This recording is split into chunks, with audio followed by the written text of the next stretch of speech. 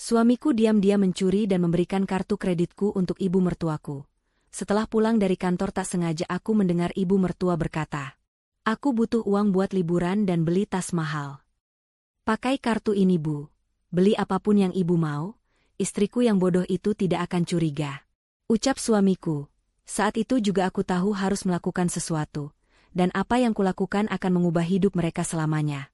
Sebelum ceritanya dimulai, silahkan tulis di kolom komentar dari daerah mana saja teman-teman yang menonton cerita ini. Jangan lupa like dan subscribe agar channel ini bisa semakin berkembang dan bisa mempersembahkan cerita yang lebih menarik lagi. Tiara mematikan mesin mobilnya di garasi yang rapi. Pukul 6 sore.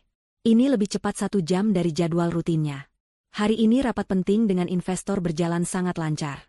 Proyek besar yang dia pimpin selama 3 bulan terakhir akhirnya disetujui.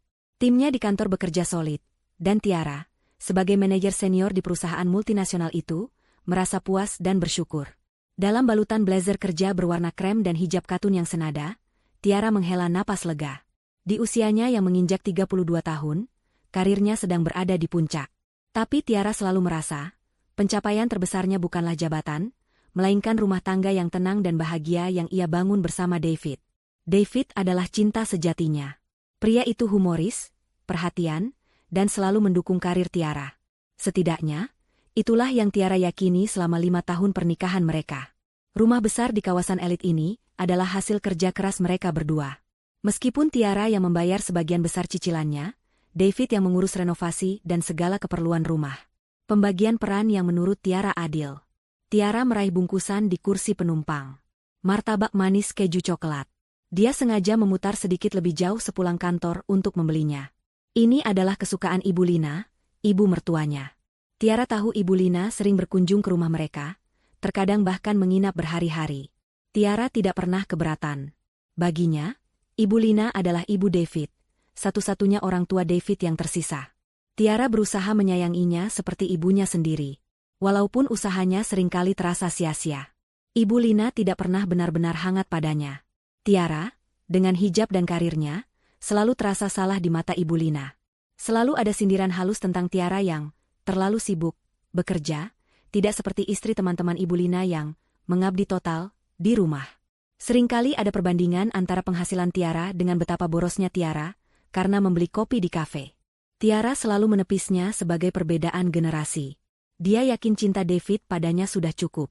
Tiara melangkah pelan di teras yang asri. Aneh. Pintu depan sedikit terbuka.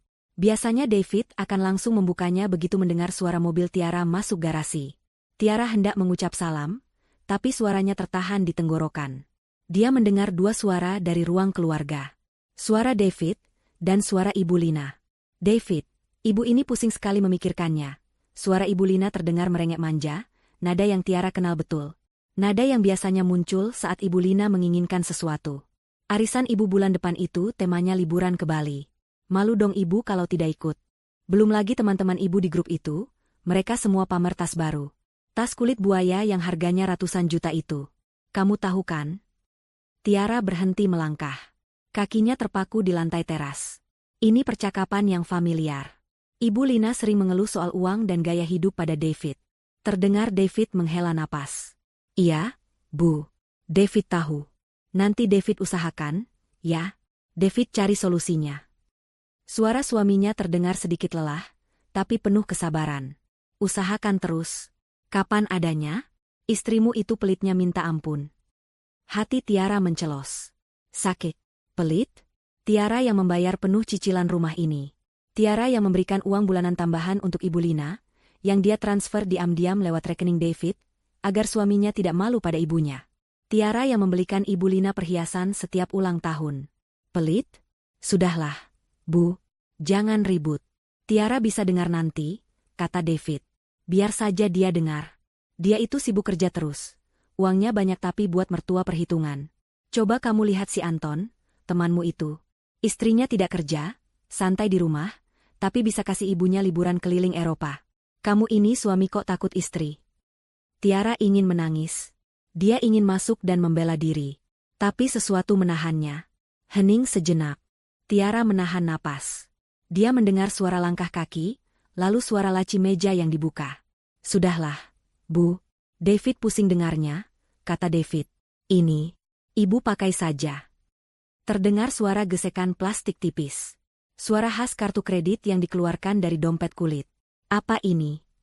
Suara Ibu Lina langsung berubah ceria. Kartu apa ini? Limitnya besar. Kan? Ibu tidak mau kalau cuma bisa beli kopi. Ini kartu kredit Tiara. Yang platinum, yang limitnya tidak terbatas itu. Dia simpan di laci meja kerjanya di rumah, katanya untuk darurat. Jantung Tiara seakan berhenti berdetak. Darahnya terasa dingin. Itu kartu kredit utamanya. Kartu yang dia pakai untuk semua transaksi besar, kartu yang terhubung langsung ke rekening gajinya. Dia memang menyimpannya di laci meja kerja di ruang baca rumah mereka. David tahu tempat itu. Loh? David, kamu nekat sekali. Nanti istrimu tidak marah. Suara Ibu Lina terdengar kaget, tapi lebih banyak nada gembira di dalamnya. Lalu Tiara mendengar sesuatu yang menghancurkan dunianya. Sesuatu yang membelah hatinya menjadi dua. Tawa suaminya. David tertawa. Tawa ringan yang dulu selalu menenangkannya. Tawa yang kini terdengar seperti tawa iblis di telinga Tiara. Istriku yang bodoh itu tidak akan curiga, Bu. Dia itu terlalu sibuk kerja, mana sempat dia periksa hal-hal kecil begini. Nanti kalau dia tanya, bilang saja kartunya terselip entah di mana. Gampang. Pakai saja, Bu. Beli apapun yang ibu mau. Mau ke Eropa? Mau beli tas mahal itu? Silakan. Anggap saja bonus karena punya menantu yang terlalu sibuk. Istriku yang bodoh. Bodoh. Satu kata itu menggelegar di kepala Tiara. Lebih keras dari ledakan bom. Lebih tajam dari ribuan pisau. Bodoh. Udara terasa habis dari paru-parunya. Kakinya lemas seketika. Bungkusan martabak di tangannya terasa seperti batu seberat 100 kilogram. Pandangannya kabur. Dunia Tiara yang tertata rapi, penuh cinta, penuh kepercayaan, hancur berkeping-keping dalam hitungan detik. Pria yang dia cintai. Pria yang dia hormati. Pria yang dia dukung sepenuh hati. Pria yang tidur di sampingnya setiap malam. Menganggapnya bodoh. Dia dan ibunya bersekongkol di belakangnya. Mencuri darinya. Menertawakannya. Getaran hebat menjalari seluruh tubuhnya. Tapi anehnya, itu bukan getar kesedihan. Bukan getar ketakutan. Itu adalah getar kemarahan. Kemarahan yang begitu dingin, begitu pekat, dan begitu fokus. Dia tidak bisa menangis.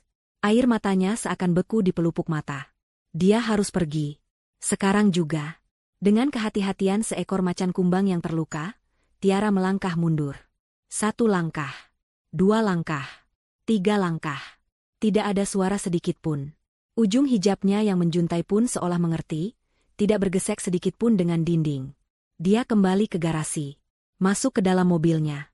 Menutup pintu mobil sepelan mungkin, tanpa suara. Dia duduk diam di dalam kegelapan garasi. Napasnya mulai kembali, terengah-engah dan berat. Rasa sakitnya luar biasa, seperti ada tangan raksasa yang meremas jantungnya. Tapi di balik rasa sakit itu, sebuah keputusan baja terbentuk. Bodoh? Tiara memegang erat kemudi mobilnya. Tangannya tidak lagi bergetar. Akan kutunjukkan padamu, David. Akan kutunjukkan pada kalian berdua siapa yang sebenarnya bodoh. Tiara menyalakan mesin mobilnya. Suara mesin itu menderu, tapi dia tidak peduli jika mereka mendengarnya sekarang. Dia memundurkan mobilnya dengan cepat dan melaju pergi, menjauh dari rumah yang baru saja berubah status dari surga menjadi sarang pengkhianat. Dia tahu persis apa yang harus dia lakukan. Permainan mereka baru saja dimulai. Tapi Tiara yang akan menentukan bagaimana permainan ini berakhir. Tiara mengemudi tanpa tujuan yang jelas selama hampir 30 menit. Pikirannya berkecamuk. Rasa sakit, pengkhianatan, dan kemarahan berbaur menjadi satu. Dia perlu tempat untuk berpikir. Tempat yang aman. Naluri membawanya ke sebuah gedung apartemen tinggi di pusat kota. Apartemen studio miliknya. Aset yang dia beli jauh sebelum dia mengenal David. Saat ini, unit itu sedang kosong. Penyewa lama baru pindah minggu lalu, dan penyewa baru belum akan masuk sampai bulan depan. Ini adalah keberuntungan di tengah bencana. Dia memarkir mobilnya di basement. Naik ke lobi yang sepi, mengambil kunci cadangan dari resepsionis yang sudah mengenalnya, dan naik lift ke lantai 21. Di dalam unit yang sedikit berdebu dan berbau pengap, Tiara akhirnya membiarkan dirinya rapuh.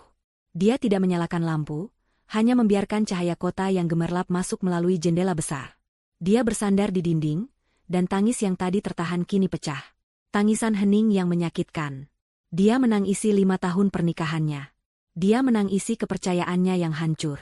Dia menangisi David yang dia kira adalah belahan jiwanya. Tapi tangisan itu tidak berlangsung lama. Mungkin hanya 5 menit.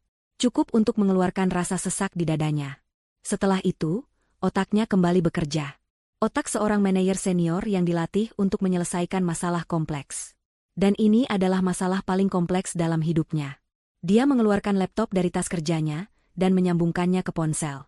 Dia membuka aplikasi perbankan prioritasnya. Jantungnya berdebar kencang.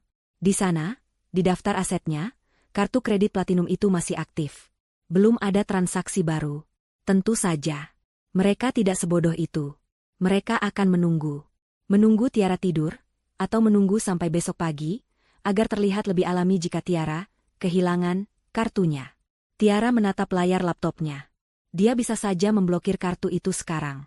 1 kali klik, dan permainan selesai. Tapi apa yang dia dapatkan? David akan berkelit. Aku tidak tahu, sayang.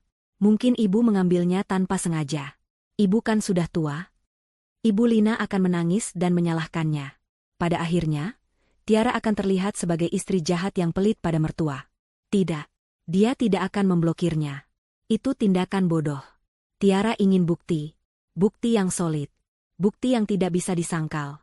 Bukti yang akan menghancurkan mereka berdua di depan semua orang. Dia mengambil ponselnya dan menelepon layanan nasabah prioritas banknya. Suaranya tenang dan profesional, seolah sedang berbicara dengan klien. Selamat malam. Dengan Tiara di sini. Saya ingin mengkonfirmasi status kartu kredit platinum saya. Petugas di seberang sana melakukan verifikasi data. Ya, Ibu Tiara. Kartu Anda aktif. Ada yang bisa kami bantu? Ya. Saya ingin menaikkan limit sementara kartu tersebut. Ada jeda sejenak. Menaikkan limit, Bu? Bukankah kartu Ibu sudah kategori no limit? Saya tahu. Tapi saya ingin memastikan bank tidak akan menahan transaksi besar. Saya ada rencana pembelian aset besar untuk keperluan proyek perusahaan dalam beberapa hari ke depan. Saya tidak ingin ada masalah. Tiara berbohong dengan sangat lancar. Baik, Bu. Kami akan prioritaskan. Kenaikan limit sementara disetujui untuk transaksi gabungan hingga 5 miliar rupiah dalam 3 hari ke depan. Bagus, kata Tiara. Satu hal lagi, dan ini sangat penting. Tolong aktifkan notifikasi SMS dan notifikasi email untuk setiap transaksi di atas 1 rupiah. Saya ulangi, setiap transaksi. Saya butuh pelacakan yang sangat ketat untuk laporan keuangan saya. Di atas 1 rupiah, Bu? Biasanya minimal 100.000. Saya mau di atas 1 rupiah. Kerjakan saja. Baik, Ibu Tiara. Permintaan Anda sudah kami proses. Notifikasi SMS dan email aktif untuk semua transaksi. Tiara menutup telepon. Dia menatap layar laptopnya lagi. Sekarang, kartunya bukan lagi sekadar kartu kredit. Itu adalah umpan. Umpan terbesar yang pernah dia pasang. 1 jam kemudian, Tiara kembali memarkir mobilnya di garasi rumahnya. Dia menarik napas dalam-dalam. Wajahnya dia tata sedemikian rupa. Tampak lelah karena lembur, tapi normal. Bungkusan martabak yang sama, yang kini sudah dingin dan keras, dia bawa masuk. Assalamualaikum, sapanya saat melangkah masuk. David sedang menonton televisi di ruang keluarga. Ruangan yang sama tempat pengkhianatan itu terjadi. Ibu Lina sudah pulang. Waalaikumsalam, sayang. Kok lama sekali pulangnya? Aku telepon ke kantor, katanya kamu sudah pulang dari jam 6. David menatapnya. Senyumnya masih sama, tapi mata Tiara kini bisa melihat kepalsuan di baliknya. Tiara tertawa kecil. Tawa yang sudah dia latih di mobil. Iya, Mas.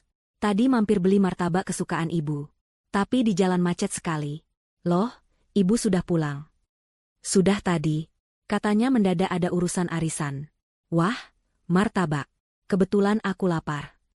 David mengambil bungkusan itu. Tiara meletakkan tas kerjanya. Inilah saatnya. Sandiwara dimulai. Dia mulai mengaduk-aduk isi tas tangannya. Lalu membongkar tas kerjanya di atas sofa. Wajahnya sengaja dia buat cemas. Kenapa? Ra? Cari apa? Tanya David, mulutnya penuh martabak. Memanggilnya, Ra, sebagai panggilan singkat dari Tiara. Mas, kamu lihat dompetku yang kecil warna nude? Yang tipis itu? David menoleh, mengernyit. Enggak. Memangnya kenapa? Bukannya kamu simpan di laci meja kerja? Iya. Tadi pagi masih ada di sana. Kok sekarang tidak ada, ya? Tiara berjalan cepat ke ruang baca. Dia membuka laci meja kerjanya. Kosong. Tentu saja kosong. Tiara membalikkan badan. Suaranya dibuat bergetar. Ya Allah, Mas, dompetnya tidak ada. Kartu kredit platinumku ada di dompet itu. Sekarang David berdiri. Wajahnya menunjukkan ekspresi kaget dan panik yang sangat meyakinkan. Aktingnya luar biasa. Serius? Ra? Kamu yakin? Coba ingat-ingat lagi. Terakhir kamu pakai kapan? Justru itu aku tidak pernah pakai, Mas. Makanya aku simpan di laci itu untuk darurat. Astaga, gimana ini, Mas? Tiara sengaja menutupi wajahnya dengan tangan, seolah akan menangis. David segera memeluknya. Pelukan itu kini terasa dingin dan menjijikan bagi Tiara. Dia harus menahan seluruh tubuhnya agar tidak bergidik-jijik. Tenang, tenang, sayang. Jangan panik dulu, David mengelus punggung Tiara. Mungkin terselip di tas lain. Atau jatuh di mobil. Coba kita cari besok pagi pas sudah terang. Jangan diblokir dulu kartunya. Siapa tahu ketemu. Kalau sudah diblokir kan repot lagi mengurusnya. Itu dia. Sesuai skenario. Jangan diblokir dulu. David memberinya perintah terselubung. Tiara mengangguk dalam pelukan David. Iya, Mas. Kamu benar. Semoga saja ketemu. Aku cari sampai besok sore deh. Kalau sampai besok sore tidak ketemu juga, aku terpaksa blokir. Dia sengaja memberi mereka batas waktu. Waktu 24 jam untuk berbelanja. Ya sudah. Kamu istirahat saja. Kelihatan capek sekali. Biar aku yang bereskan ini, kata David, menunjuk sisa martabak. Malam itu, Tiara tidak bisa tidur di kamar utama. Dia butuh ruang. Mas, aku tidur di kamar tamu saja, ya. Aku masih banyak laporan yang harus aku periksa. Takut ganggu kamu kalau aku nyalakan lampu. David tidak curiga. Oh, ya sudah. Jangan terlalu malam ya, sayang. Dia bahkan mencium kening Tiara. Tiara menahan keinginan untuk segera mengelap bekas bibir David dari kulitnya. Pukul 1 dini hari. Tiara berbaring telentang di ranjang kamar tamu. Matanya terbuka lebar, menatap langit-langit yang gelap. Dia tidak menyalakan laptop. Dia hanya menunggu. Ponselnya tergeletak di atas bantal, di samping telinganya. Tiba-tiba, layar ponsel itu menyala. Satu notifikasi email. Satu notifikasi SMS. Masuk bersamaan. Transaksi di butik elegan, sebesar 85 juta rupiah dengan kartu kredit Anda telah disetujui. Tiara menutup matanya. Rasa sakit itu menusuk lagi. 85 juta rupiah. Ibu Lina tidak membuang waktu. Dia pasti langsung membeli tas yang dia inginkan. Tiara tidak bergerak. Senyum yang sangat dingin dan tipis terbit di bibirnya di kegelapan. 5 menit kemudian. Layar menyala lagi. Transaksi di Vogue Jewelry, sebesar 120 juta rupiah dengan kartu kredit Anda telah disetujui. Tiara menarik napas panjang. Silakan, Bu, bisik Tiara pada langit-langit kamar yang gelap. Habiskan sepuasnya. Gesek terus kartu itu. Belanjakan semua impian Ibu. Tiara tidak tidur sama sekali malam itu. Dia hanya berbaring diam, mengamati notifikasi yang mulai berdatangan satu persatu, seperti rentetan tembakan. Setiap gesekan, bisiknya lagi, adalah paku untuk peti mati kalian sendiri. Pagi harinya, Tiara bangun di kamar tamu. Dia sengaja tidak memakai riasan, membiarkan lingkaran hitam di bawah matanya terlihat jelas. Dia membasuh wajahnya, memakai hijab bergonya yang biasa dia pakai di rumah, dan berjalan ke dapur dengan langkah yang diseret. Dia harus terlihat seperti istri yang kelelahan dan stres berat. David sudah duduk di meja makan, menyeruput kopi, tampak segar dan santai. Kontras yang membuat perut Tiara mual. Pagi, sayang, sapa David, senyumnya masih sama. Sudah ketemu dompetnya? Tiara menggeleng pelan, suaranya parau. Belum, Mas. Aku semalaman tidak bisa tidur memikirkannya. Aku cari di semua tasku, di laci-laci, tidak ada. Sudah cek di mobil? Mungkin jatuh di bawah jok, kata David, nadanya penuh simpati palsu. Belum, nanti aku cek lagi. Tiara duduk di depan David, hanya mengaduk-aduk teh hangatnya. Dia tidak bisa makan. Ya sudah, nanti kita cari sama-sama. Jangan panik begitu. Kamu hari ini ke kantor? Harus, kata Tiara. Ada rapat penting. Tapi aku tidak tenang, Mas. Aku kepikiran kartu itu. Kalau dipakai orang bagaimana? Hus, jangan mikir yang aneh-aneh. Paling juga terselip. Sudah, jangan diblokir dulu ya. Tunggu sampai sore ini. Siapa tahu nanti siang pas bersih-bersih rumah. Ketemu, bujuk David. Tiara menatap suaminya. Pria yang dulu sangat dia cintai itu kini terlihat seperti orang asing yang menjijikan. Iya, Mas. Aku tunggu sampai sore ini. Di kantor, Tiara tidak bisa fokus pada rapatnya. Pikirannya tertuju pada ponselnya, yang dia letakkan di atas meja rapat dengan mode senyap, hanya getar. Dan ponsel itu terus bergetar. Getaran pertama. Transaksi di Plaza Elektronik sebesar 55 juta rupiah. Tiara membayangkan Ibu Lina membeli televisi layar datar terbesar yang ada di toko itu. Getaran kedua. Transaksi di Royal Travel sebesar 150 juta rupiah. Itu dia. Perjalanan ke Eropa yang dia inginkan. Ibu Lina tidak main-main. Dia memesan paket liburan mewah. Getaran ketiga. Transaksi di restoran Le Ciel sebesar 7.500.000 rupiah. Ibu Lina pasti sedang merayakan kemenangannya dengan makan siang mewah bersama teman-teman arisannya. Tiara memejamkan mata sejenak di tengah presentasi klien. Dia menarik napas, lalu kembali membuka matanya, melanjutkan presentasi dengan suara yang jernih dan data yang akurat. Tidak ada yang tahu bahwa di dalam dirinya sedang terjadi badai. Selesai rapat, Tiara kembali ke ruangannya. Dia mengunci pintu. Dia tidak membuka email notifikasi dari bank. Dia membuka laptopnya dan membuka halaman media sosial. Ibu Lina. Tentu saja, akunnya tidak dikunci. Ibu Lina adalah tipe orang yang butuh pengakuan, yang ingin seluruh dunia melihat kesuksesannya. Tiara tidak perlu menggulir lama. 1 jam yang lalu, sebuah foto baru diunggah oleh Ibu Lina. Foto dirinya sedang tersenyum lebar di depan sebuah butik mewah, menenteng 2 tas belanja besar dari merek yang Tiara tahu harganya sama dengan harga mobil. Captionnya, Alhamdulillah, rezeki anak saleh. Dibelanjakan putra kesayangan. Menantu yang lain mana bisa begini?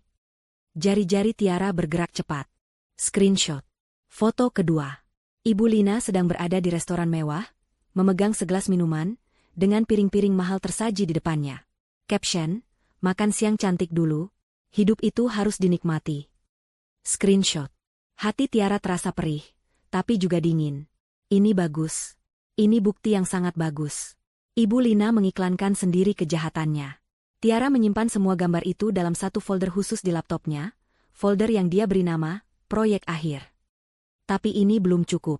Notifikasi bank hanya membuktikan transaksi. Foto media sosial Onlia membuktikan Ibu Lina yang memegang barangnya. Tiara butuh bukti yang mengikat David secara langsung. Bukti konspirasi mereka. Bukti bahwa David sadar dan sengaja memberikan kartu itu. Tiara membuka sebuah situs belanja online. Dia mencari alat perekam suara mini dan memilih yang paling canggih, yang bentuknya seperti USB drive biasa. Dia memilih pengiriman instan di hari yang sama, mengirimkannya ke alamat kantornya. Pukul 3 sore, paket itu tiba. Berkedok sebagai perlengkapan kantor, Tiara membawanya ke dalam tasnya. Dia harus pulang sekarang. Dia menelepon David. Mas, aku pusing sekali. Aku izin pulang cepat. Ya, mau cari dompet itu lagi di rumah. Oh, ya sudah, sayang. Hati-hati di jalan. Semoga ketemu, ya, jawab David, terdengar sangat suportif. Tiara tiba di rumah pukul 4. Rumah sepi. David masih di kantornya. Ini adalah kesempatan emas. Tiara langsung menuju ruang keluarga. Ruang tempat percakapan itu terjadi. Dia harus meletakkannya di tempat yang tidak akan dicurigai. Matanya berkeliling. Di bawah meja kopi, terlalu mudah terlihat saat dibersihkan. Di balik televisi, mungkin. Lalu matanya tertuju pada sebuah pot tanaman hias besar di sudut ruangan. Pot keramik mahal yang dulu dia beli. Tanahnya kering. Tiara tersenyum. Dia mengambil alat perekam seukuran ibu jari itu, mengaktifkannya, lalu membungkusnya dengan plastik klip kecil agar tidak kotor.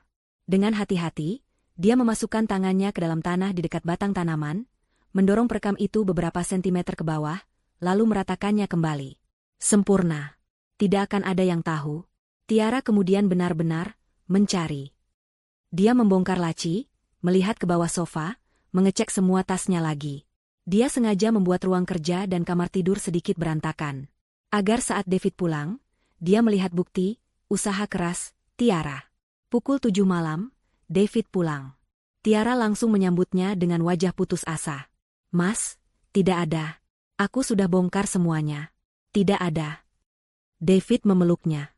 Sabar, sayang, sabar. Malam itu, mereka duduk di ruang keluarga. Tiara berpura-pura menonton televisi, tapi seluruh inderanya terfokus pada pot tanaman di sudut ruangan. Ponsel David berdering. Nama, ibu, muncul di layar. Tiara melihatnya sekilas. Jantungnya berdebar kencang. David mengangkat telepon itu, sedikit menjauh dari Tiara. Halo, Bu? Tiara menahan napas. SSTT, jangan keras-keras. Ada Tiara di sini, bisik David. Tiara pura-pura fokus pada acara televisi. Iya, bagaimana, Bu? Sudah? Ada jeda. David mendengarkan. Oh, bagus. Sudah ibu beli tasnya? Syukurlah kalau ibu senang. Liburannya juga sudah. Jeda lagi. Apa, Bu? Apartemen? Ibu mau beli apartemen? David terkejut. Yang di dekat mall itu? Bukannya mahal sekali? Mata Tiara membelalak. Ini di luar dugaannya. Apartemen?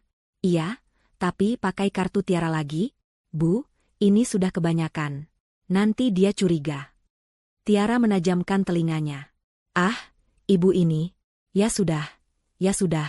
Tapi kapan? Besok? Kan Tiara sudah panik.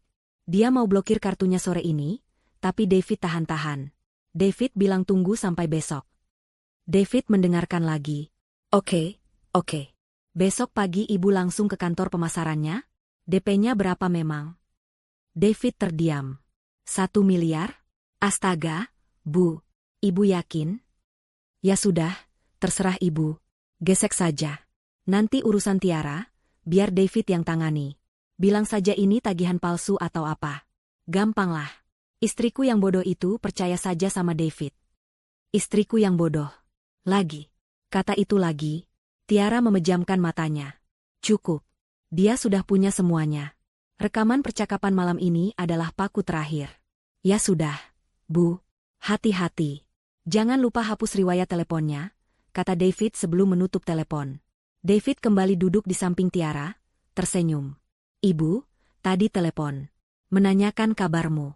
Khawatir katanya dengar kartumu hilang. Tiara membalas senyuman itu. Senyuman yang terasa seperti topeng es. Oh, ya? Baik sekali ibu. Malam itu, Tiara mengunduh file audio dari perekam itu ke laptopnya. Dia mendengarkannya sekali lagi, dengan air mata kemarahan yang mengalir tanpa suara. Bodoh, bisiknya pada rekaman suara David.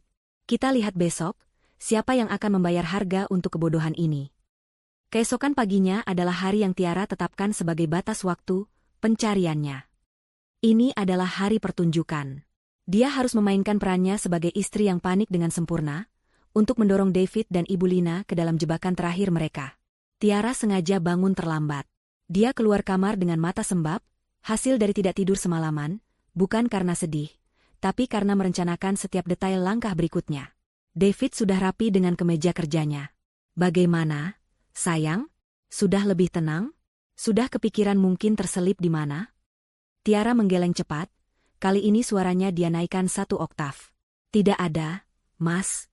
Aku sudah yakin kartu itu hilang. Dicuri. Aku tidak mau tahu, aku mau blokir kartunya sekarang juga. Tiara meraih ponselnya, seolah-olah hendak menelepon bank saat itu juga. Ini adalah pancingannya. David langsung panik, persis seperti yang Tiara duga. Dia melompat dari kursinya dan menahan tangan Tiara.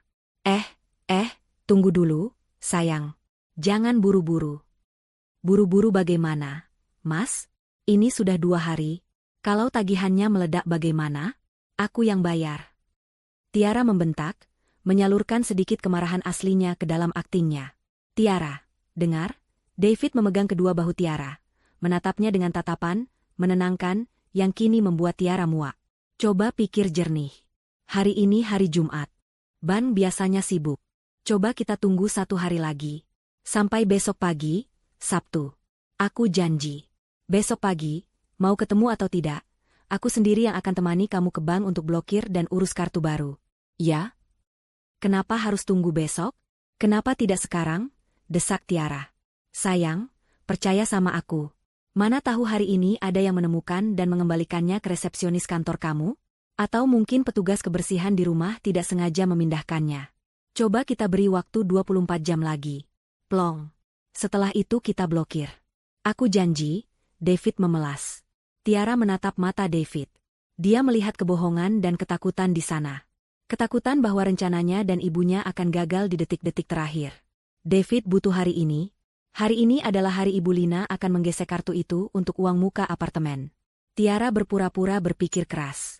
Dia menghela napas panjang, seolah sangat terpaksa. Ya sudah.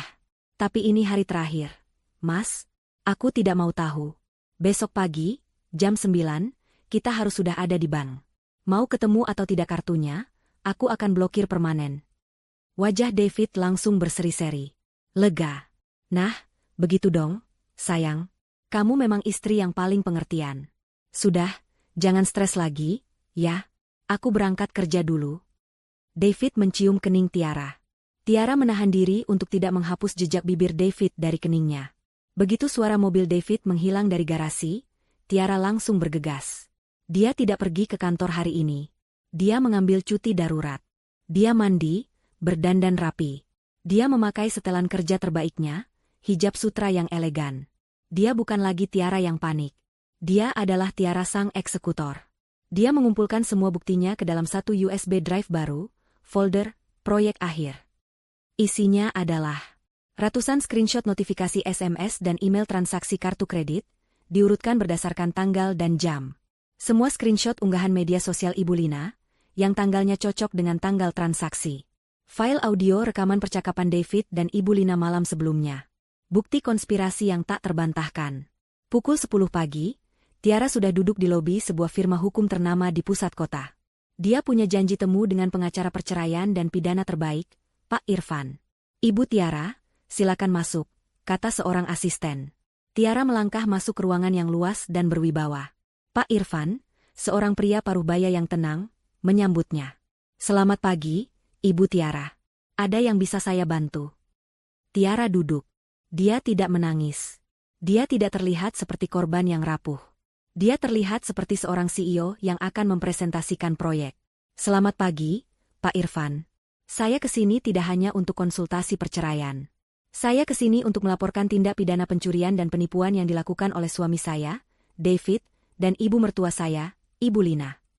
Pak Irfan sedikit terkejut dengan ketenangan dan ketegasan Tiara. Baik, Bu. Bisa ceritakan kronologinya? Tiara meletakkan USB drive itu di atas meja. Saya rasa akan lebih efisien jika Bapak melihat ini. Selama 30 menit berikutnya, Pak Irfan membuka file demi file. Wajahnya berubah dari tenang, menjadi kaget, lalu menjadi sangat serius. Dia mendengarkan rekaman audio itu dengan saksama. Saat rekaman suara David berkata, "Istriku yang bodoh itu." Terdengar, Pak Irfan menatap Tiara dengan penuh simpati. Namun Tiara tetap diam, wajahnya datar. Setelah semua bukti diperiksa, Pak Irfan melepaskan kacamatanya. Ibu Tiara, ini luar biasa. Bukti Anda sangat lengkap. Sangat kuat. Jadi, apa yang bisa kita lakukan, Pak? Tanya Tiara. Ini bukan hanya kasus perdata perceraian, Bu, kata Pak Irfan, nadanya tegas. Ini murni pidana. Pencurian, penipuan, dan penyalahgunaan kepercayaan. Kita bisa menuntut ganti rugi penuh atas semua kerugian materi. Dan kita bisa menuntut hukuman penjara untuk suami Anda dan ibu mertua Anda. Tiara mengangguk. Saya mau keduanya. Saya mau cerai, dan saya mau mereka bertanggung jawab secara hukum. Saat mereka sedang menyusun strategi, ponsel Tiara yang tergeletak di meja bergetar hebat. Sebuah notifikasi email dan SMS masuk bersamaan. Tiara melihatnya. Pak Irfan juga ikut melihat. Transaksi di PT Properti Sejahtera sebesar 1 miliar rupiah dengan kartu kredit Anda telah disetujui. Itu dia. Uang muka apartemen. Tiara tersenyum. Senyuman pertama yang tulus hari itu. Itu adalah senyum kemenangan. Maaf, Pak, katanya kepada Pak Irfan. Tolong tambahkan yang barusan itu ke dalam daftar tuntutan kerugian. Mereka baru saja membeli apartemen. Pak Irfan menatap Tiara dengan kekaguman. Ibu Tiara, Anda adalah klien saya yang paling tenang yang pernah saya temui dalam kasus seperti ini. Baik, kita akan siapkan semuanya. Kita akan masukkan gugatan cerai dan laporan kepolisian secara bersamaan. Kapan kita bisa bergerak? Tanya Tiara. Saya butuh 2 hari untuk menyiapkan semua dokumen hukumnya. Bagaimana kalau kita eksekusi hari Senin? Tiara menggeleng. Terlalu lama. Saya punya ide yang lebih baik. Suami saya mengadakan pesta ulang tahun kecil di rumah kami hari Minggu malam. Semua keluarga besarnya akan datang. Pak Irfan mengangkat alisnya. Saya ingin kita melakukannya saat itu, kata Tiara. Di depan semua keluarganya. Pak Irfan terdiam sejenak, lalu dia tersenyum tipis. Itu akan menjadi sebuah pertunjukan yang sangat menarik. Baik, Bu Tiara. Kita lakukan sesuai rencana Anda. Fase 2 akan kita eksekusi pada hari Minggu malam. Tiara berdiri, menjabat tangan pengacaranya. Terima kasih, Pak Irfan. Sampai bertemu hari Minggu. Dia berjalan keluar dari kantor hukum itu dengan langkah tegap. Langit Jakarta yang terik terasa sejuk di kulitnya. Permainan kucing dan tikus sudah berakhir. Sang kucing telah menang. Sekarang, saatnya sang kucing menunjukkan taringnya. Minggu malam itu, rumah Tiara dan David berubah menjadi panggung sandiwara. Dari luar, segalanya tampak sempurna. Rangkaian lampu-lampu taman berkelip indah. Aroma barbeku yang lezat menguar dari halaman belakang. Musik jazz instrumental yang lembut mengalun, menyambut para tamu yang mulai berdatangan. Ini adalah pesta ulang tahun David yang ke-35. Tiara, sebagai tuan rumah, adalah gambaran istri yang sempurna. Dia mengenakan gaun panjang berwarna biru navy yang elegan, dipadukan dengan hijab sutra berwarna senada yang dililit rapi. Wajahnya dirias tipis namun profesional, memancarkan aura tenang dan bahagia. Dia menyambut setiap tamu dengan senyum hangat, termasuk keluarga besar David yang datang dari luar kota. Tidak ada seorang pun yang bisa menduga badai yang bergolak di dalam hatinya. Tidak ada yang tahu bahwa senyumnya adalah topeng yang ditempa dari baja terdingin. David, sang bintang malam, tampak luar biasa bahagia. Dia mengenakan kemeja batik sutra mahal, hadiah dari Tiara minggu lalu. Dia merangkul pinggang Tiara dengan bangga, memamerkan istrinya yang cantik dan sukses kepada semua orang. Dia merasa seperti raja. Dia sudah melupakan insiden kartu kredit itu. Baginya, Tiara sudah tenang, yang berarti Tiara sudah lupa. Tiara telah mencari kartu itu selama 2 hari penuh. Lalu pada Sabtu pagi, persis seperti janjinya, David menemani Tiara ke bank. Mereka memblokir kartu itu. David merasa telah berhasil mengendalikan situasi dengan sempurna. Dia tidak tahu bahwa kartu itu sudah diblokir dalam sistem bank tepat 1 menit setelah transaksi 1 miliar itu disetujui, atas perintah Tiara melalui Pak Irfan. Sayang, kamu luar biasa, bisik David di telinga Tiara. Pesta ini sempurna. Aku suami paling beruntung di dunia. Tiara hanya tersenyum dan merapikan kerah kemeja David. Apapun untukmu, Mas. Di dalam hati, Tiara bergumam, nikmati selagi bisa. Lalu, tamu kehormatan kedua tiba. Ibu Lina. Ibu Lina melangkah masuk rumah itu seperti seorang ratu. Dia mengenakan gaun malam berwarna merah marun yang mencolok. Rambutnya disanggul tinggi. Tapi yang paling menarik perhatian adalah perhiasan yang dia kenakan.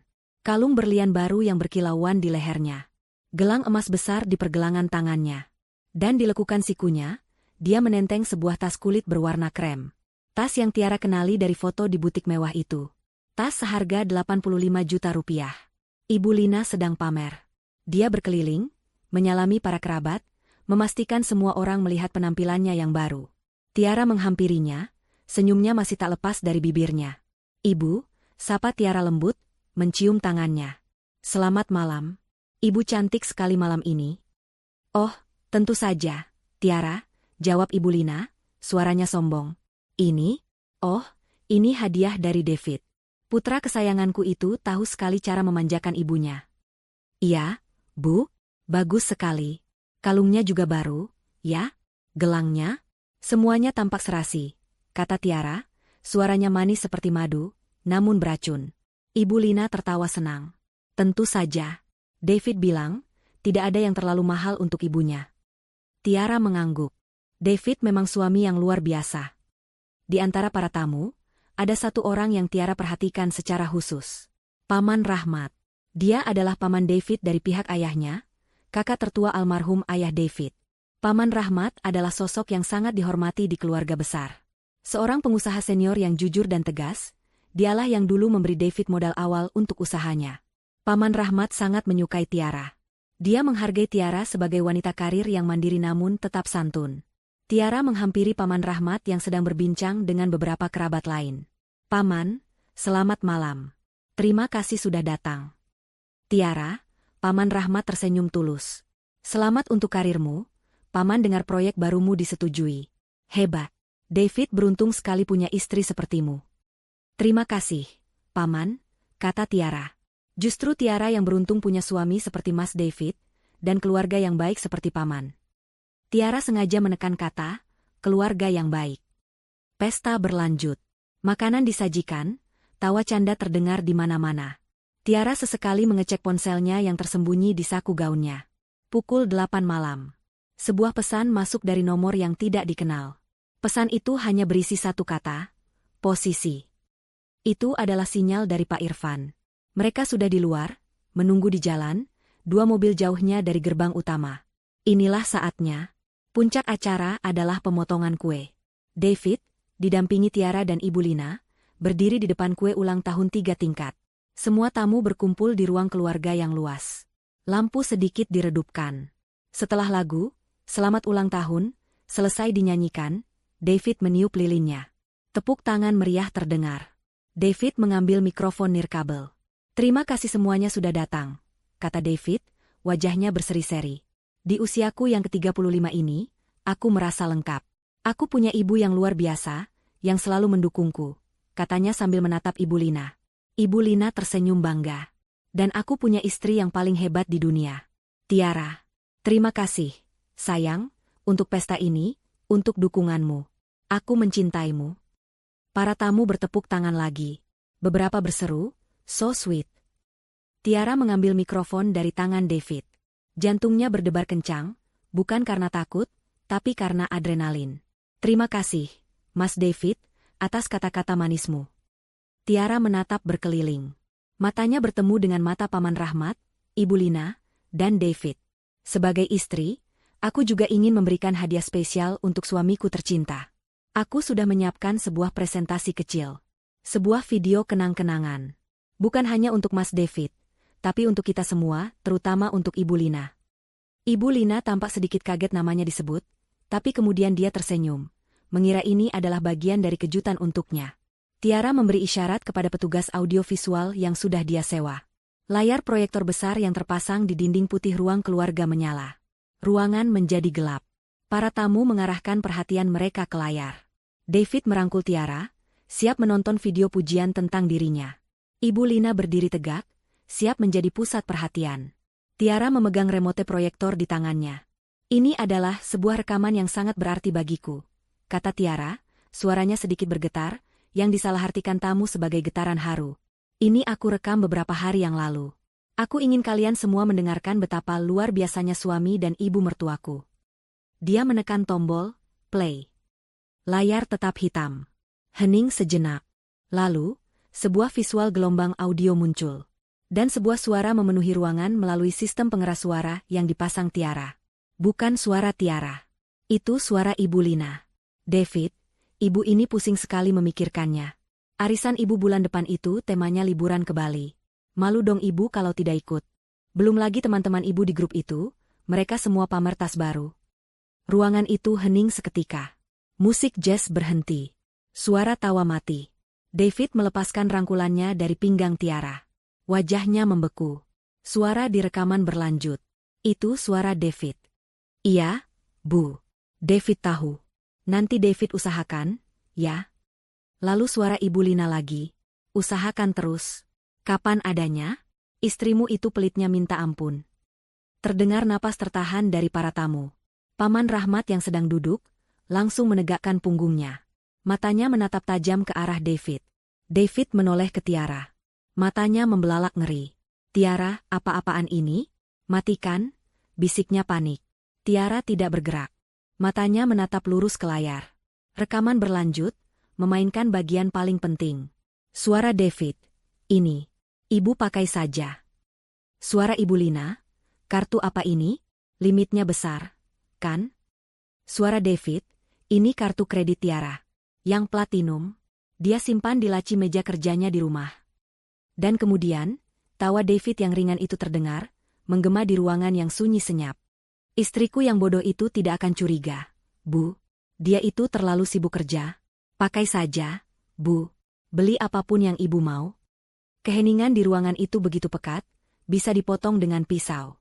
Ibu Lina menutup mulutnya, wajahnya pucat pasi. David gemetar. Dan di layar, rekaman audio itu berganti dengan sebuah slide baru. Judulnya, Belanja Ibu Lina menggunakan kartu istri yang bodoh itu.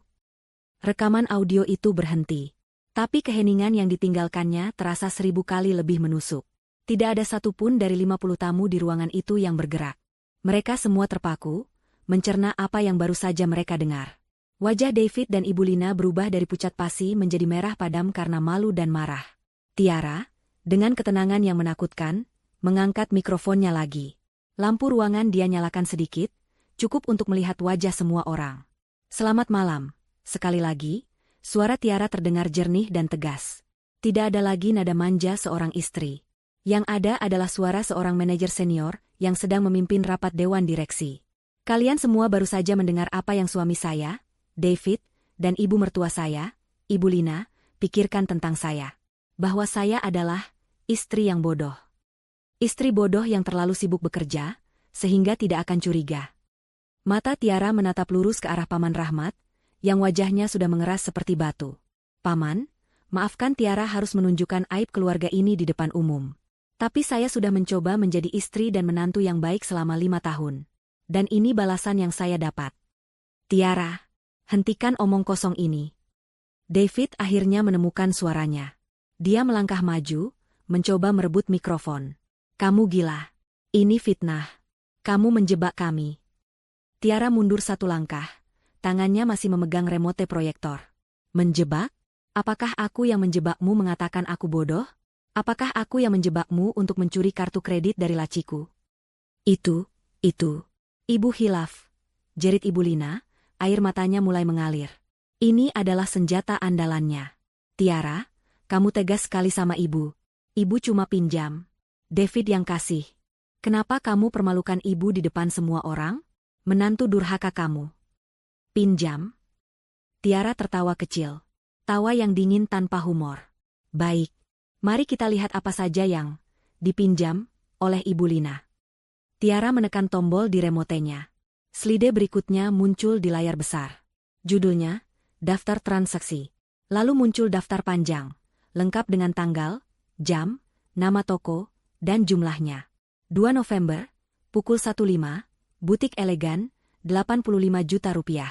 2 November, pukul 1.10, Vogue Jewelry, 120 juta rupiah. 2 November, pukul 9.30, Plaza Elektronik, 55 juta rupiah. 2 November, pukul 11.15, Royal Travel, paket Eropa, 150 juta rupiah.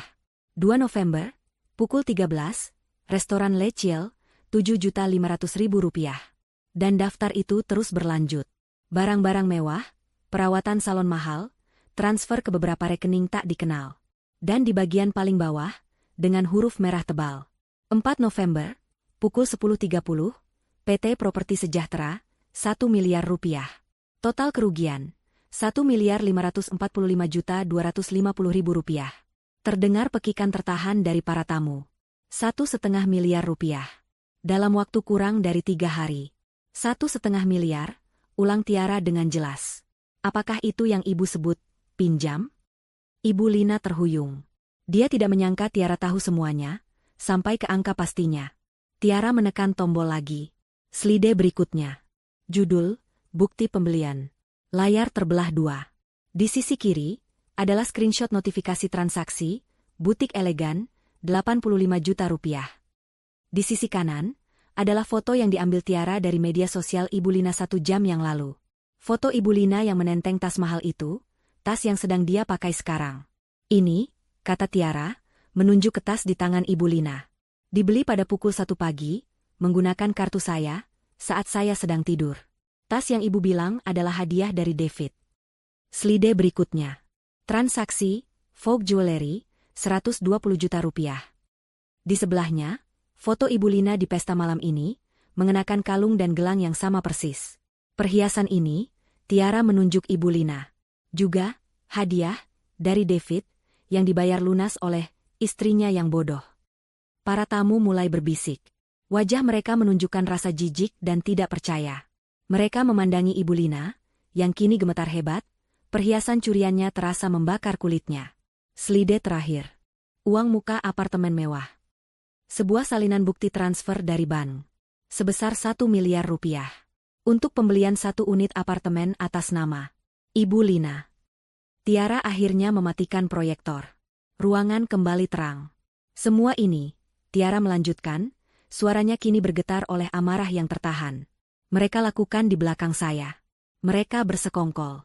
Suami saya, yang saya cintai, memberikan kartu saya kepada ibunya, membiarkannya menguras uang hasil kerja keras saya. Uang yang saya kumpulkan dari lembur, dari rapat sampai tengah malam, dari mengorbankan waktu saya. Dan mereka berdua menertawakan saya di belakang. David. Sebuah suara menggelegar memecah keheningan. Itu suara Paman Rahmat. Dia sudah berdiri. Wajahnya merah padam. Dia berjalan lurus ke arah David. Paman. Paman ini tidak seperti kelihatannya. David tergagap, mundur ketakutan. Tidak seperti kelihatannya, bentak Paman Rahmat. Kami semua mendengar rekamannya. Kami semua melihat buktinya. Kamu mencuri dari istrimu sendiri, David. Kamu, anak yang saya bantu modal usahanya. Kamu mempermalukan nama keluarga. Bukan saya, Paman. Ini semua ide ibu. David, dalam kepanikannya, melakukan kesalahan fatal. Dia menyalahkan ibunya. David, jerit Ibu Lina. Kamu. Diam kalian berdua, raung Paman Rahmat. Saya tidak pernah mengira kalian serendah ini. Mengambil hak orang lain, apalagi hak Tiara, yang sudah begitu baik pada kalian. David dan Ibu Lina terdiam, menunduk malu di bawah tatapan menghakimi seluruh keluarga mereka. Pesta ulang tahun itu telah berubah menjadi pengadilan keluarga. Dan tepat pada saat itu, bel pintu berbunyi. Semua mata menoleh ke pintu. Tiara, dengan langkah yang tenang, berjalan untuk membukanya. Oh, kata Tiara, suaranya terdengar jelas di mikrofon yang masih dia pegang. Pasti itu tamu kehormatan saya yang terakhir. Pintu terbuka. Masuklah Pak Irfan, pengacara Tiara, dengan setelan jasnya yang rapi, membawa sebuah map tebal. Di belakangnya, berdiri 2 orang pria tegap berseragam polisi. Seluruh ruangan menahan napas. Pak Irfan melangkah ke tengah ruangan, di samping Tiara. Dia menatap David dan Ibu Lina dengan tatapan dingin. Selamat malam, sapa Pak Irfan, suaranya tenang namun berwibawa. Maaf mengganggu pestanya. Nama saya Irfan, saya kuasa hukum dari Ibu Tiara. Dia membuka mapnya. Bapak David, katanya, menyerahkan selembar surat kepada David yang gemetar. Ini adalah surat gugatan cerai dan tuntutan ganti rugi penuh atas nama klien saya. David menatap surat itu dengan nanar. Pak Irfan lalu beralih ke Ibu Lina. Dan Ibu Lina, katanya, atas nama klien saya, Ibu Tiara, kami telah membuat laporan kepolisian pagi ini. Kedua petugas polisi itu melangkah maju. Ibu Lina, kata salah satu petugas. Anda kami tahan atas dugaan tindak pidana pencurian dan penipuan, berdasarkan pasal 362 dan 378 Kitab Undang-Undang Hukum Pidana. Ibu Lina menjerit histeris. Dia ambruk ke lantai. David terpaku di tempatnya, surat cerai di tangannya terasa lebih berat dari batu. Para tamu memandang ngeri saat petugas polisi membantu Ibu Lina berdiri. Pesta telah resmi berakhir. Kehancuran mereka baru saja dimulai. Badai itu meletus dengan kekuatan yang memekakan telinga. Detik pertama setelah polisi mengucapkan kata, ditahan, jeritan histeris Ibu Lina memecah keheningan yang mencekam. Itu bukan tangisan penyesalan, itu adalah raungan amarah dan rasa malu yang tak tertanggungkan. Tidak. Saya tidak mau. Lepaskan. Ini fitnah. Fitnah. Ibu Lina meronta-ronta, berusaha melepaskan diri dari pegangan petugas. Gaun merah marunnya yang mewah kini kusut. Sanggulnya yang tinggi mulai miring. David. David, tolong ibu. Katakan pada mereka. Katakan kalau ini semua bohong. David. David berdiri kaku seperti patung es. Surat gugatan cerai di tangannya terasa membakar kulit. Dia tidak bisa bergerak. Matanya terpaku pada Tiara, yang berdiri tegak di samping pengacaranya, wajahnya tenang dan dingin seperti hakim yang baru saja menjatuhkan palu. Petugas, bawa dia, kata Pak Irfan dengan tenang. Tiara, kamu menantu durhaka. Kamu menjebak saya. Kamu akan dikutuk. Kamu. Makian Ibu Lina terpotong saat petugas dengan sigap namun tegas membawanya berjalan menuju pintu keluar. Tas seharga 85 juta itu terlepas dari genggamannya dan jatuh ke lantai dengan suara pelan yang menyedihkan. Kalung berlian di lehernya, yang tadinya menjadi pusat kekaguman, kini tampak seperti rantai yang mengejek. Para tamu pesta bergeser, memberi jalan dengan ekspresi campur aduk antara ngeri, jijik, dan sedikit rasa puas. Pesta ulang tahun David telah resmi berubah menjadi tontonan penangkapan yang memalukan. Bisikan-bisikan langsung terdengar. Ya Tuhan, 1,5 miliar. Dia benar-benar melakukannya? Memakai tas curiannya ke pesta? David terlibat juga, menjijikan. Ibu Lina masih berteriak-teriak saat dia digiring melewati pintu depan, suaranya menggema di jalanan yang sepi, sebelum akhirnya teredam oleh suara pintu mobil polisi yang ditutup. Di dalam ruangan, keheningan kembali menyelimuti. Tapi kali ini, keheningan itu terasa berat dan penuh penghakiman. David akhirnya tersentak dari kelumpuhannya. Matanya liar. Dia melihat para tamu yang menatapnya dengan pandangan menghina. Dia melihat para pelayan catering yang membeku di tempat. Lalu dia melihat Paman Rahmat. Paman, tolong saya, rintih David. Ini adalah harapan terakhirnya. Paman Rahmat adalah kepala keluarga. Paman Rahmat berjalan pelan ke arahnya. Dia tidak terlihat marah lagi. Dia hanya terlihat sangat lelah dan kecewa. Dia berhenti di depan David. Tolong. Suara Paman Rahmat rendah, tapi terdengar jelas di seluruh ruangan. Minta tolong untuk apa, David? Minta tolong membenarkan pencurianmu? Minta tolong membelamu karena kamu bersekongkol dengan ibumu untuk mengkhianati istrimu sendiri. Itu bukan saya tidak. David tergagap. Saya mendengarnya, David. Kita semua mendengarnya. Istriku yang bodoh. Paman Rahmat mengucapkan kata-kata itu dengan penuh rasa jijik. Kamu tahu, David, ayahmu, almarhum adik saya, pasti menangis di alam kubur melihat kelakuanmu. Paman Rahmat menoleh ke seluruh keluarga besarnya. Mulai hari ini, katanya dengan suara lantang, saya, sebagai kakak tertua di keluarga ini, menyatakan bahwa David bukan lagi bagian dari keluarga kita sampai dia bisa mengembalikan setiap rupiah yang dia curi dan menebus rasa malu yang dia sebabkan. Itu adalah sebuah vonis. Sebuah pengusiran publik. Paman, tidak. Paman tidak bisa, jerit David, panik. Saya bisa. Dan saya sudah melakukannya. Paman Rahmat lalu berbalik menghadap Tiara. Dia menundukkan kepalanya sedikit. Tiara, katanya, suaranya kini melembut. Atas nama keluarga kami, Paman minta maaf. Maafkan kami telah membiarkan ular seperti ini tumbuh di tengah-tengah kita. Kamu adalah menantu yang baik. Kamu tidak pantas menerima ini. Tiara mengangguk kecil. Terima kasih, Paman. Saya menghargai itu. Ayo, Paman Rahmat memberi isyarat kepada keluarganya. Kita pergi. Pesta ini sudah selesai. Para tamu tidak perlu disuruh 2 kali. Dalam hitungan 5 menit, rumah yang tadinya penuh tawa itu kosong melompong. Para pelayan catering dengan cepat membereskan piring-piring kotor, tidak berani menatap David, dan segera pergi. Kini, di ruang keluarga yang berantakan, hanya tersisa 3 orang. Tiara, Pak Irfan, dan David. Suasana berubah. David tidak lagi panik. Matanya kini menyala dengan kebencian murni. Kamu, desisnya pada Tiara. Kamu puas sekarang? Kamu puas sudah menghancurkan hidupku? Menghancurkan ibuku? Kamu merekam kami? Kamu menjebak kami? Aku tidak menjebakmu, David, kata Tiara, suaranya datar. Aku hanya meletakkan cermin di depanmu. Kamu sendiri yang meludah ke cermin itu. Kamu akan menyesal melakukan ini padaku, Tiara. Aku akan melawanmu. Aku akan mengambil semua hartaku kembali. David maju selangkah. Pak Irfan melangkah di antara mereka. Bapak David, saya sarankan Anda tenang, kata pengacara itu. Hartamu? Harta apa yang Anda maksud? Rumah ini, mobil, semuanya. Ini harta Gonogini? Tiara tertawa sinis. Rumah ini aku beli 3 bulan sebelum kita menikah, David. Aku hanya memasukkan namamu di sertifikat setelah kita menikah atas dasar cinta. Cinta yang ternyata palsu. Dan cicilan selama 5 tahun ini, 90% dibayar dari rekening gajiku. Mobilku adalah aset perusahaan. Mobilmu? Silakan. Tapi kurasa kamu tidak akan bisa membayarnya bulan depan. David terdiam. Wajahnya pucat.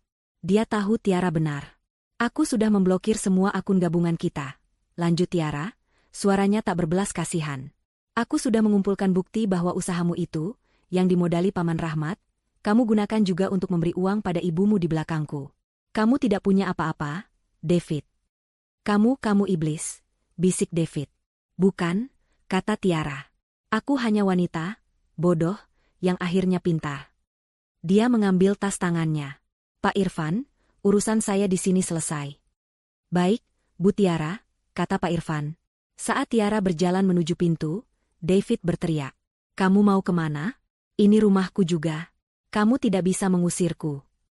Tiara berhenti di ambang pintu. Dia menoleh ke belakang, menatap pria yang pernah menjadi suaminya itu untuk terakhir kali.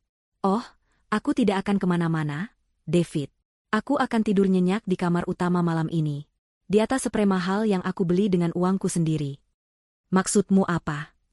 Maksudku, kata Tiara, rumah ini milik saya. Dan saya tidak sudi berbagi udara lagi dengan seorang pencuri dan pengkhianat. Pak Irfan menimpali. Bapak David, berdasarkan gugatan yang baru saja Anda terima, klien saya juga meminta perintah penahanan sementara agar Anda tidak boleh mendekatinya atau properti miliknya. Satpam kompleks sudah saya beritahu. Anda punya waktu 1 jam untuk mengemasi barang-barang pribadi Anda. Baju-bajumu. Hanya itu. Setelah itu, petugas keamanan akan mengantar Anda keluar dari gerbang kompleks. Mata David membelalak ngeri. 1 jam? Keluar? Aku harus kemana? Tiara menatapnya tanpa emosi. Itu bukan urusanku lagi. Harusnya kamu memikirkan itu saat kamu memberikan kartu kreditku pada ibumu. Tiara melangkah keluar pintu, diikuti oleh Pak Irfan. David ditinggal sendirian di tengah-tengah ruang keluarga yang hancur, dikelilingi sisa-sisa pesta ulang tahunnya yang mewah, dengan surat gugatan cerai di tangannya. Dia telah kehilangan istri, keluarga, kehormatan, dan rumahnya. Semuanya dalam 1 malam. Hari-hari berikutnya adalah perhitungan yang dingin dan brutal. Berita tentang pesta ulang tahun David yang dramatis menyebar, seperti api di kalangan sosialita Jakarta, dan di lingkungan keluarga besar mereka. Kisah itu diceritakan ulang dengan berbagai bumbu, tapi intinya tetap sama. David dan Ibu Lina adalah penipu serakah yang dipermalukan secara telak oleh Tiara, sang istri bodoh, yang ternyata seorang ahli strategi jenius. Proses hukum berjalan dengan kecepatan yang tidak biasa. Ini bukan lagi sekadar kasus perceraian biasa. Ini adalah kasus pidana dan perdata yang buktinya begitu telak sehingga tidak ada ruang untuk perdebatan. Ibu Lina merasakan dampaknya paling pertama. Dia menghabiskan 1 malam di sel tahanan yang dingin dan kotor, pengalaman yang menghancurkan harga dirinya yang setinggi langit. Keesokan paginya, dia dibebaskan dengan jaminan. David tidak bisa menjaminnya, rekeningnya dibekukan. Ironisnya, Paman Rahmat yang turun tangan. Bukan karena kasihan, tapi karena dia tidak tahan nama keluarganya terus-menerus disebut dalam laporan berita kriminal. Paman Rahmat memaksa Ibu Lina menandatangani surat utang pribadi untuk biaya jaminan dan pengacara, dengan bunga yang tinggi. David sendiri menjadi paria. Dia menumpang di sebuah kamar kos sempit, sisa-sisa uang tunai di dompetnya menipis dengan cepat. Dia mencoba menghubungi pengacara untuk melawan gugatan Tiara, tapi tidak ada yang mau mengambil kasusnya tanpa uang muka yang besar. Rekening gabungan mereka, yang David pikir berisi tabungan bersama, ternyata sudah dikelola dengan cerdik oleh Tiara. Tiara telah memindahkan semua gajinya ke rekening pribadi baru 3 bulan lalu, tepat setelah dia mulai curiga dengan keuangan David.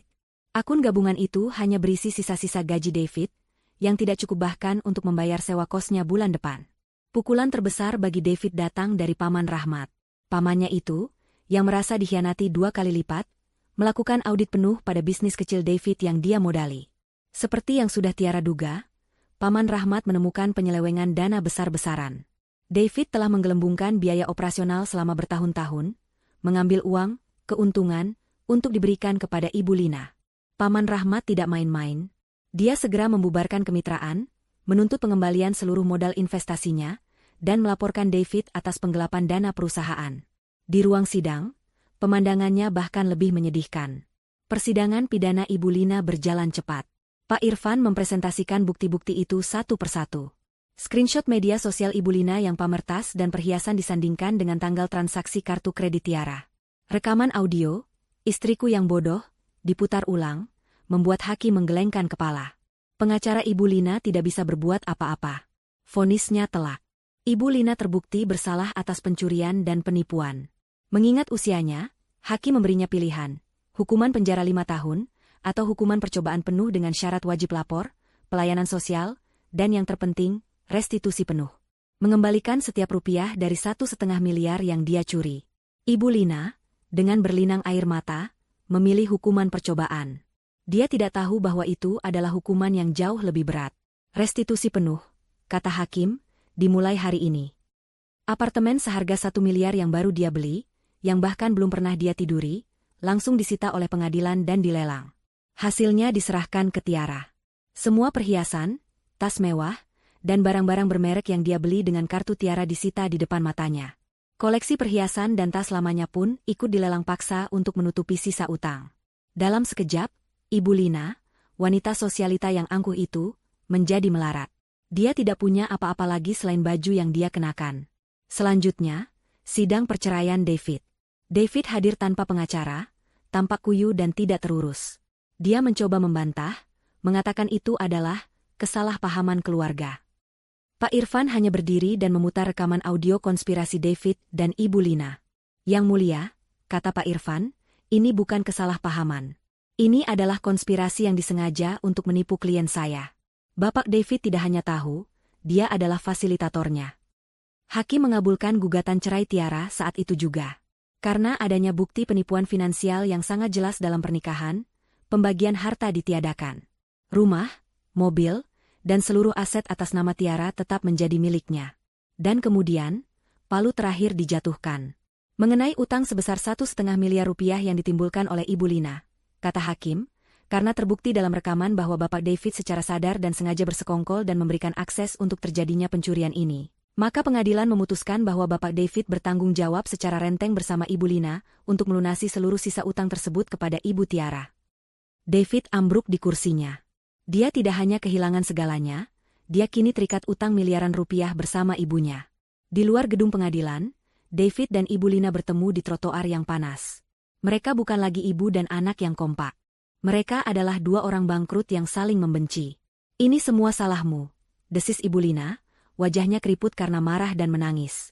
Kalau saja kamu tidak sebodoh itu. Kalau saja kamu bisa mengendalikan istrimu. Kamu bilang dia bodoh, ternyata kamu yang paling bodoh.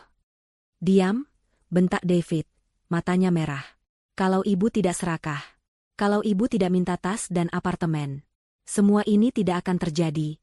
Ibu menghancurkan hidupku. Kamu yang menghancurkan hidup ibu. Mereka bertengkar hebat di depan umum, saling menyalahkan, tidak menyadari tatapan orang-orang yang lewat. Mereka telah mendapatkan karma mereka. Bukan hanya kehilangan uang dan kemewahan, tapi mereka juga kehilangan satu-satunya hal yang mereka miliki, satu sama lain. Mereka kini terikat bersama, bukan oleh cinta, tapi oleh utang miliaran dan kebencian abadi. Kehidupan setelah palu hakim diketuk adalah kenyataan yang brutal. Bagi David dan Ibu Lina, kejatuhan mereka bukan hanya soal finansial. Itu adalah kejatuhan sosial yang total dan memalukan. Mereka telah menjadi sampah masyarakat, cerita peringatan yang dibisikkan di pesta-pesta arisan dan pertemuan keluarga. Keluarga besar yang dulu menghormati mereka kini membuang muka. Paman Rahmat menepati janjinya. Dia secara resmi mencoret nama David dari bisnis keluarga, dan memastikan tidak ada satupun kerabat yang boleh membantunya, baik dengan uang maupun pekerjaan. David dan Ibu Lina kini benar-benar sendirian. Mereka terpaksa pindah. Rumah keluarga Ibu Lina yang dulu sering dia banggakan ternyata juga sudah lama digadaikan ke bank tanpa sepengetahuan David. Dengan disitanya semua aset berharga Ibu Lina, dia tidak mampu lagi membayar cicilannya. Bank menyita rumah itu. Dalam waktu kurang dari sebulan setelah pesta ulang tahun David, ibu dan anak itu terusir dari rumah mewah mereka. Satu-satunya tempat yang bisa mereka tuju adalah rumah kontrakan petak yang sempit di pinggiran kota. Sebuah bangunan sederhana dengan 2 kamar tidur kecil, berdinding tripleks yang catnya sudah mengelupas, terletak di sebuah gang kumuh yang becek. Kontrasnya begitu tajam dengan kehidupan mereka sebelumnya. Dulu, Ibu Lina biasa minum teh di taman yang asri. Sekarang, dia harus duduk di teras sempit, menghirup aroma got yang mampet dan mendengarkan suara bising knalpot motor yang lalu lalang. Karma Ibu Lina terasa begitu spesifik dan kejam. Dia, yang dulu hidupnya hanya untuk pamer kemewahan, kini tidak punya apa-apa untuk dipamerkan. Semua tas bermereknya hilang, Perhiasannya ludes. Dia kini hanya memiliki beberapa helai pakaian biasa. Teman-teman sosialitanya, mereka menghilang seperti buih. Beberapa bahkan memblokir nomornya, tidak mau dikaitkan dengan seorang penipu yang terbukti bersalah. Dia harus bekerja. Di usianya yang sudah tidak muda lagi, tanpa keahlian selain bergosip dan menghabiskan uang, pilihan pekerjaannya sangat terbatas. Setelah berminggu-minggu mencari, satu-satunya pekerjaan yang bisa dia dapatkan adalah sebagai pencuci piring di sebuah warung makan Padang yang ramai, tidak jauh dari kontrakan mereka. Setiap pagi, Ibu Lina berjalan kaki ke warung itu, wajahnya ditutupi masker dan topi lebar, malu jika ada yang mengenalinya. Dia menghabiskan 10 jam sehari berdiri, tangannya yang dulu terbiasa dengan perawatan manikur mahal kini terendam air sabun kotor dan sisa rendang. Kulitnya menjadi kasar dan mengelupas. Dia, yang dulu menghina Tiara karena sibuk bekerja, kini harus bekerja banting tulang hanya untuk mendapatkan upah yang tidak cukup bahkan untuk membeli sabun mandi mewah yang dulu biasa dia pakai. Setiap malam dia pulang ke kontrakan petak, bau keringat dan amis bercampur jadi satu. Dia akan menemukan David tergeletak di sofa butut, menonton televisi kecil yang mereka beli secara kredit. Karma David tidak kalah menyakitkan. Dia, pria yang dulu bangga dengan penampilannya yang necis dan statusnya sebagai suami sukses, meskipun di atas keringat istrinya, kini menjadi pengangguran yang putus asa. Skandal pesta ulang tahun itu dan laporan penggelapan dana dari Paman Rahmat membuat namanya masuk daftar hitam di dunia bisnis. Tidak ada perusahaan yang mau menerimanya. Dia mencoba melamar sebagai sales, sebagai admin, bahkan sebagai supir. Tapi reputasinya mendahuluinya. Pencuri uang istri adalah stempel yang menempel di keningnya. Untuk bertahan hidup, dia terpaksa mengambil pekerjaan kasar. Dia menjadi kuli angkut di pasar induk. Setiap pukul 3 pagi, dia sudah harus bangun, pergi ke pasar yang becek dan bau, mengangkat karung-karung kentang dan peti-peti sayuran dari truk ke lapak-lapak pedagang. Tubuhnya yang dulu terawat kini dipenuhi memar dan kapalan. Wajahnya yang dulu bersih kini selalu kotor oleh debu dan keringat. Dia, yang dulu menertawakan Tiara yang terlalu sibuk, kini merasakan apa artinya kelelahan fisik yang sesungguhnya. Hubungan ibu dan anak itu memburuk menjadi racun. Tidak ada lagi percakapan. Yang ada hanya saling menyalahkan. Lihat, desis Ibu Lina suatu malam, sambil melempar segepok uang lecek ke meja. Ini gajiku seminggu. Cuma cukup buat bayar beras dan listrik. Gara-gara keserakahanmu mau beli apartemen. Aku? David meledak. Dia baru saja pulang, punggungnya terasa mau patah. Kalau ibu tidak mulai merengek minta tas dan liburan, semua ini tidak akan terjadi. Ibu yang serakah. Ibu yang menghancurkan hidupku. Aku harusnya jadi bos, sekarang aku angkat karung. Dasar anak tidak tahu diuntung. Kamu yang menjerumuskan ibu. Kamu bilang istrimu bodoh. Ternyata kamu yang tolol. Kamu yang tidak bisa mengendalikan istrimu. Setidaknya aku bekerja, balas David. Lihat dirimu. Dulu ratu sosialita, sekarang ratu cuci piring. Pertengkaran itu menjadi rutinitas harian mereka. Mereka terperangkap bersama dalam neraka yang mereka ciptakan sendiri. Terikat oleh utang miliaran kepada Tiara yang harus mereka cicil setiap bulan. Gaji gabungan mereka sebagai kuli angkut dan pencuci piring, setelah dipotong biaya hidup yang sangat minim, langsung ditransfer ke rekening yang ditunjuk oleh pengadilan. Mereka bekerja keras bukan untuk diri mereka sendiri, tapi untuk membayar kebodohan dan keserakahan mereka di masa lalu. Suatu sore, David sedang beristirahat di warung kopi dekat pasar. Matanya secara tidak sengaja tertuju pada sebuah majalah bisnis yang tergeletak di meja. Di halaman sampulnya, terpampang wajah seorang wanita yang sangat dia kenal. Itu Tiara. Dia tampak bersinar. Mengenakan blazer berwarna cerah, hijabnya tertata sempurna, senyumnya memancarkan kepercayaan diri dan kesuksesan. Judul besar di bawah fotonya berbunyi, Tiara, bangkit dari pengkhianatan, memimpin proyek miliaran. David membaca artikel itu dengan tangan gemetar. Artikel itu menceritakan bagaimana Tiara berhasil memimpin proyek baru di perusahaannya menuju kesuksesan besar, hanya beberapa bulan setelah perceraiannya yang sulit. Dia dipuji sebagai salah satu pengusaha wanita paling inspiratif tahun itu. Ada fotonya sedang menerima penghargaan. Ada fotonya sedang berlibur di Jepang, pemandangan yang indah di belakangnya. David meremas majalah itu dengan penuh amarah. Dia melihat bayangannya sendiri di kaca jendela warung yang kotor. Pria kuyu, berkaos oblong yang sobek di bahu, dengan wajah yang lelah dan putus asa. Dia telah kehilangan segalanya. Rumahnya, pekerjaannya, harga dirinya, keluarganya.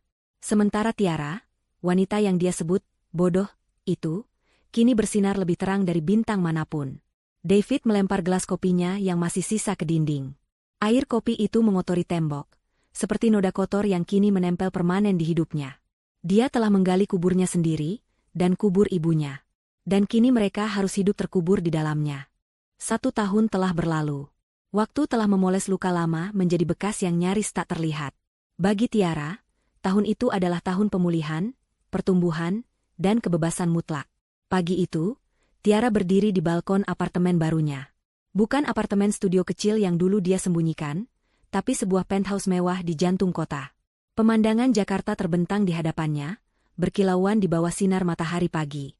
Dia menyesap kopi paginya, aroma kopi premium bercampur dengan udara segar. Dia baru saja kembali dari perjalanan bisnis sekaligus liburan singkat di Swiss. Proyek yang dulu dia pimpin saat skandal itu terjadi, kini telah berjalan sukses luar biasa. Dia mendapatkan promosi menjadi direktur. Karirnya melesat bagaikan roket. Hidupnya terasa lengkap. Dia tidak hanya mengambil kembali apa yang hilang darinya. Dia telah membangun sesuatu yang jauh lebih besar dan lebih kuat di atas puing-puing pengkhianatan itu.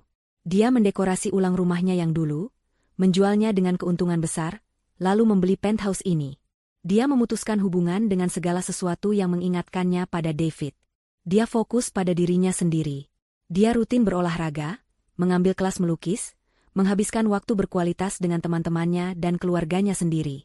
Hijabnya kini semakin modis, mencerminkan kepribadiannya yang baru, kuat, independen, dan tidak takut pada apapun. Dia tidak lagi merasa perlu menyenangkan semua orang. Dia hanya perlu menyenangkan dirinya sendiri dan Tuhannya. Ponselnya di atas meja marmer berbunyi pelan. Sebuah notifikasi masuk. Itu adalah notifikasi transfer bank. Sejumlah uang, tidak besar, tapi rutin masuk setiap tanggal 1. Pengirimnya, David dan Lina. Itu adalah cicilan bulanan terakhir dari utang mereka. Tiara menatap notifikasi itu selama beberapa detik.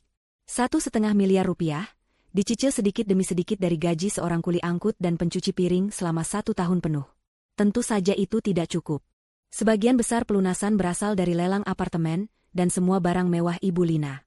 Cicilan bulanan ini hanyalah sisa-sisa terakhir, debu dari kehancuran mereka. Tiara menekan tombol, hapus, pada notifikasi itu. Ekspresinya tidak berubah. Dia tidak lagi merasakan kemarahan. Dia tidak lagi merasakan sakit hati. Dia bahkan tidak merasakan kepuasan yang meluap-luap. Yang dia rasakan hanyalah kedamaian. Rasa lega karena sebuah bab yang kotor dalam hidupnya akhirnya resmi ditutup. Mereka telah membayar utang mereka, setidaknya secara finansial. Utang moral dan pengkhianatan itu akan mereka bawa selamanya. Dia teringat percakapan terakhirnya dengan Paman Rahmat beberapa minggu lalu. Pria tua itu meneleponnya, mengabarkan bahwa David akhirnya menyerah bekerja di pasar. Dia kabur, meninggalkan ibunya dan sisa utangnya. Tidak ada yang tahu dia kemana. Ibu Lina, yang kini sendirian dan semakin tua, terpaksa pindah ke rumah susun yang lebih murah lagi, melanjutkan hidupnya sebagai pencuci piring, menangisi nasibnya setiap malam. Paman Rahmat menelepon hanya untuk meminta maaf sekali lagi atas nama keluarganya. Tiara sudah memaafkan. Bukan untuk mereka, tapi untuk dirinya sendiri. Dia tidak mau membawa beban kebencian itu dalam hidupnya yang baru. Dia meletakkan cangkir kopinya. Hari ini adalah hari Sabtu. Dia tidak punya jadwal rapat. Dia berencana pergi ke galeri seni bersama teman-temannya. Saat dia bersiap-siap, memilih hijab sutra berwarna cerah yang cocok dengan suasana hatinya, dia bercermin. Dia melihat seorang wanita yang kuat. Seorang wanita yang dijatuhkan ke titik terendah, dihina sebagai bodoh, namun bangkit kembali dengan kecerdasannya sendiri. David dan Ibu Lina benar. Apa yang dia lakukan saat mendengar percakapan itu telah mengubah hidup mereka selamanya. Mereka kehilangan segalanya karena keserakahan mereka. Mereka kehilangan rumah, status, kehormatan, dan satu sama lain. Mereka mendapatkan karma yang setimpal. Dan Tiara? Dia mendapatkan segalanya kembali. Dia mendapatkan kebebasannya. Dia mendapatkan kekayaannya. Dan yang terpenting, dia mendapatkan kembali harga dirinya. Tiara tersenyum pada bayangannya di cermin. Senyuman yang tulus, ringan, dan penuh rasa syukur. Dia meraih tas tangannya, melangkah keluar dari apartemennya, dan berjalan penuh percaya diri menyongsong matahari terbit. Hidupnya yang baru saja benar-benar dimulai.